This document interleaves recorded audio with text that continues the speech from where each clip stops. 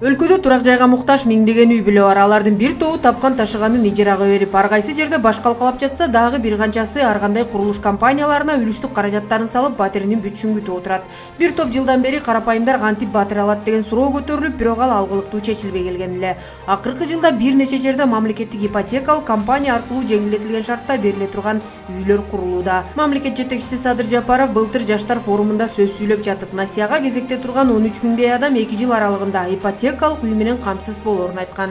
Кудай буюрса, мына 24-жылы, 25-жылы 2 жылда биз 13 миңди тең толук квартира менен обеспечивать этип бүтөбүз, камсыз кылып. Андан аркы жылдары 30-жылдарга чейин биз ар бир жараныбызга, мейли жаштарбы, мигрантпы, базарда отурабы, ипотекалык үйлөрдү бере баштайбыз. Ошондой эле жакынкы келечекте үйгө муктаж болгон жарандарды камсыз кылуу үчүн өлкөнүн 40 район борборунда, 32 кичи шаарларында, 7 облус борборунда мамлекеттик ипотекалык компания аркылуу көп кабаттуу үйлөрдү жапырт куруу иштери башталат деп белгиленген. Дал ошол күндөр келип, учурда өлкөнүн бир топ аймагында бир топ турак жайлар курулуп баштады. Мисалы, Бишкек шаарынын 3 тилкесинде бир нече көп кабаттуу үйлөрдүн курулушу жигердүү жүрүүдө.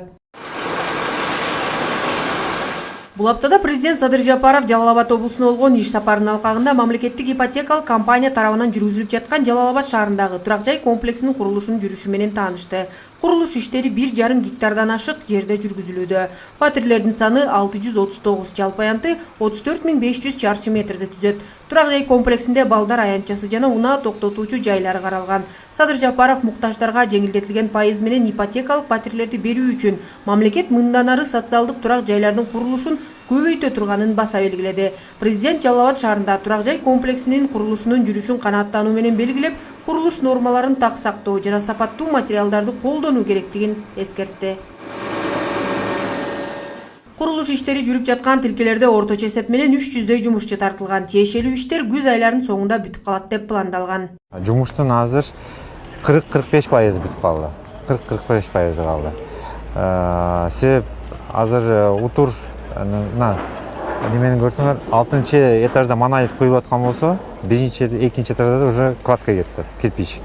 1-2 этаж кладкасы бүтөрү менен уже башка блоктордо уже швактар да бүтүп атат. Электромонтаж, швак бардыгы бир кетет одновременно. Под ключ деп коет. Так, болгону эми өзүңөр буюңар менен кирип эле жашайт да бул жерде элдерчи. Калган бардыгы бүтөт. Лифт болот, парковка болот. Детский площадка болот. Ушундай эле иштер Сузак районунда да жүрүп жатат. 2 гектардан ашык тилкеге 9 кабаттуу үйлөр түшүүдө. Бул объектибиз Сузак районуна караштуу Багыш айыл өкмөтүнүн Винсовхоз айылында курулуп атат. Жалпы жер аянты 2 гектар 69 сотикке түштү. Жалпы квартирасынын саны 945 квартира. Анын 378-и бир бөлмөлүү, 441-и 2 бөлмөлүү, калганы 3 бөлмөлдөн турат. 12 подъезден 9 этаждуу курулат. 23-жылдын аягында, 24-жылдын башында башталган. Бул жерде 5 блоктон турат. 5 блок 9 этаждуу дом түшөт. Азыр биз учурда -1, -2 бүтүп, 1 этаждын перекрытиясына астана атабыз. Азыр мына В блоктун перекрытиясына бетон алган атабыз. Общий квартира баары биригип 450 квартирадан турат.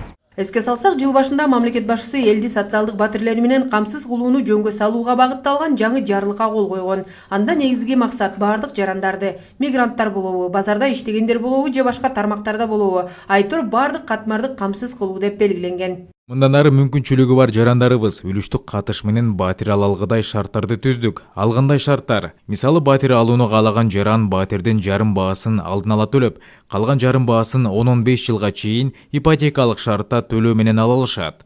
Батирдин жарым баасын төлөгөндөн кийин бир же өңгөп дегенде 2 жылда өз батирине ээ болуп, кирип жашоого мүмкүнчүлүк алышат. Менин мамлекеттик ипотекалык компанияга койгон талабым ушундай. Эмне үчүн? Өзүңүздөргө белгилүү болгондой, кече жакында эле алдамчы компаниялар элдин акчасын үлүштүк катыш катары чогултуп алып, же батирден жок, же акчаларын кайтарып бере албай качып жүргөндөрүн көрүп, ушундай чечимге келдим. Мындан ары жарандардын батир алуу маселесин мамлекеттик ипотекалык компания аркылуу мамлекет колго алабыз. Мамлекет жетекчиси көп кабаттуу үйлөрдүн түшүшү менен айдоо жерлери да сакталып калат деп белгилеген болчу. Жер тамсалып туурасынан эмес, көп кабаттуу турак үйлөрдү куруп, бийиктикке карай өсүшүбүз абзел дейт президент Садыр Жапаров.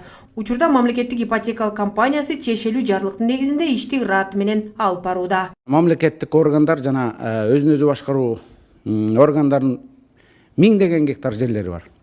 Ошолор приватизация болбойт, жеке менчик колго өтпөйт. Тескерисинче бул мындайча айтканда жарандарга берилип атат. Кээ бир курулуш компаниялары үлүш, долевое строительство деп үлүш курулушка элден акча чогултуп, көз боймоочулук кылып, үйдү да салбай, же үйдөн жок, же тамдан жок, же акчадан жок дегендей изин суутуп качып кетип, миңдеген, 100 миңдеген адамдар бизде жапа чегип атат.